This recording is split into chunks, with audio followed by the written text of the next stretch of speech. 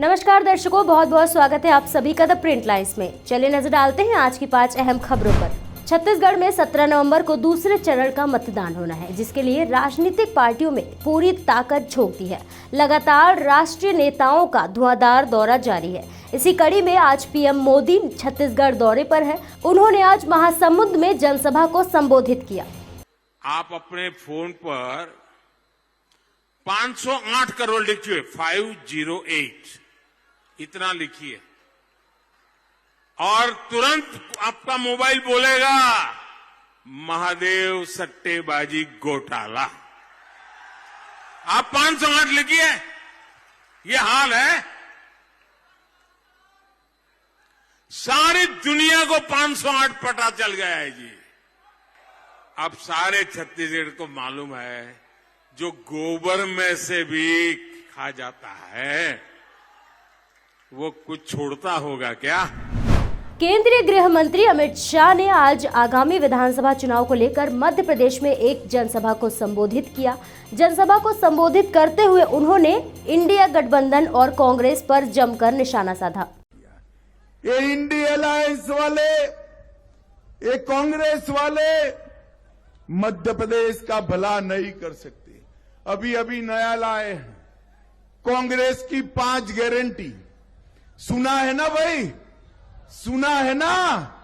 मैं मध्य प्रदेश की जनता को कहने आया हूं, जिनकी खुद की कोई गारंटी नहीं है, उनकी गारंटी का क्या भला। मोदी जी ने ये 9 साल के अंदर जो कहा था वो कर दिखाया है। माताओं, भाइयों, बहनों, आज मैं आप सभी को कहने आया हूं, इतनी बड़ी सभा में सिरोंज में मैं बंटा धार और कमलनाथ को पूछने आया हूं, 10 साल तक केंद्र में यूपीए की सरकार चली, सोनिया मनमोहन की सरकार चली, मध्य प्रदेश को कितना रुपया दिया बताइए आप? नहीं बताएंगे, मगर सिरोंज के युवाओं मैं बता देता हूं। मैं तो बनिया हूं, हिसाब लेकर आया हूं पक्का पाई का। मैं बता देता हूं, इन्होंने 10 साल में 2004 से 14 तक 2 लाख करोड़ दिया। कितना दिया? मध्य प्रदेश के मुख्यमंत्री शिवराज सिंह चौहान ने विजयपुर क्षेत्र में जनसभा को संबोधित करते हुए कांग्रेस पर हमला बोला। गाँव जाए तो साइकिल के पैसे खाते में डालता हूँ, अच्छे नंबर लाए तो लैपटॉप देता है मामा लैपटॉप। कांग्रेस ने बंद कर दिए तो छुड़ा लिए थे लैपटॉप बच्चों से। अभी तक 75% पे देता था, अब 60% के नंबर मेरे बच्चे लाएंगे तो लैपटॉप दूंगा, ताकि ढंग से पढ़ाई कर सके। और अच्छे नंबर लाए तो मामा आजकल स्कूटी भी दिलवाता है। स्कूटी कांग्रेस ने तो साइकिल तक छीन ली, साइकिल छीन ली कांग्रेस। मैं अपने बच्चों को स्कूटी दिलवाता हूं, दिलवाऊंगा। लोगों का क्यों मिलेगा? इसलिए कि बच्चों को पढ़ने की प्रेरणा मिले। जैसे माता पिता पटाते ना, मान ला बेटा मैं चॉकलेट दूंगी, मैं कहता हूं पढ़ लो बेटा मैं स्कूटी दूंगा, ताकि मेरे बच्चे पढ़े और आगे बढ़े, उनका भविष्य बेहतर बनाने का काम करना है। इसकी चिंता मुझे है। और एक बात बहुत ध्यान से सुन लेना, मेरा नेतृत्व यहाँ बैठा है, आप भी कहते हैं, कोई बेटा बेटी हो, आदिवासी हो, गैर आदिवासी हो, कोई समाज का हो, मैं बच्चों में भेद नहीं कर सकता। वो मेरे कलेजे के टुकड़े हैं, सब उनका भविष्य मुझे बेहतर बनाना है।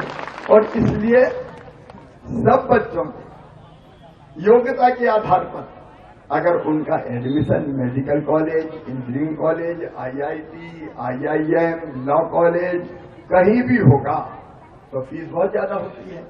गरीब नहीं पढ़ा पाता, किसान नहीं पढ़ा पाता। प्राइवेट मेडिकल कॉलेज की फीस होती है 15-15 लाख रुपया साल। मेरे बच्चों, चिंता मत करना, तुम्हारी फीस तुम्हारे मम्मी पापा नहीं भरवाएंगे, तुम्हारा मामा शिवराज सिंह चौहान। उत्तराखंड के उत्तरकाशी में यमुनोत्री नेशनल हाईवे पर टनल में भूस्खलन हुआ, जिससे यहां करीब 40 मजदूरों की जान फंसी है। इस दर्दनाक हादसे ने सभी को झंझोर कर रख दिया है।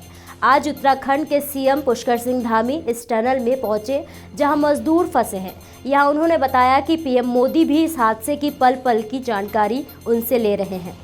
फिलहाल करीब 12 घंटे का समय बीत चुका है और एनडीआरएफ और एसडीआरएफ की टीमों का रेस्क्यू ऑपरेशन अभी भी जारी है। यहाँ पर तेजी से जो बचाव का काम है, रेस्क्यू का काम है, मलबा हटाने का जो काम है वो तेजी से चल रहा है। और यहाँ पर चूंकि कंप्रेसर के माध्यम से उनको खाने के लिए भी जो लोग अंदर है, खाद्य सामग्री भी अंदर भेजी गई है और सभी लोग अभी पूरी तरह से ठीक हैं। उनसे लगातार यहाँ पर बात भी हो रही है, इसलिए हम आश्वस्त हैं कि जल्दी से जल्दी ये रेस्क्यू पूरा कर लिया जाएगा। और जो भी विशेषज्ञ हैं उन सभी से बात हो रही है।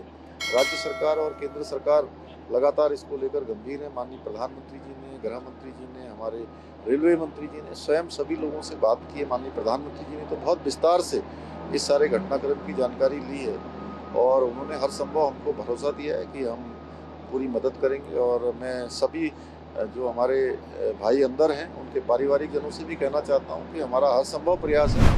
देश भर में 12 नवंबर को दिवाली मनाई गई। लोगों ने इस दिवाली में खूब दिए जलाए और पटाखे फोड़े। दिल्ली एनसीआर में प्रदूषण की वजह से सुप्रीम कोर्ट ने पटाखों पर प्रतिबंध लगा दिया था, लेकिन उसके बाद भी दिवाली पर कई इलाकों में जमकर पटाखे फोड़े गए और शीर्ष अदालत के आदेश का उल्लंघन किया गया।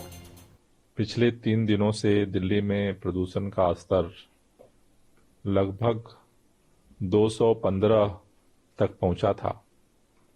उसके बाद कल पटाखों को जलाने की जो घटना हुई है उससे प्रदूषण के स्तर में बढ़ोतरी हुई है। जबकि ये बात सामने आई है कि दिल्ली के अंदर बहुत सारे लोगों ने पटाखे नहीं जलाए, लेकिन कुछ जगहों पर टारगेटेड तरीके से पटाखे फोड़े गए और बड़ी मात्रा में फोड़े गए। एनसीआर के अंदर भी पटाखे फोड़े गए। ऐसी ही और भी अहम खबरों को देखने के लिए जुड़े रहिए द प्रिंट लाइन्स के साथ।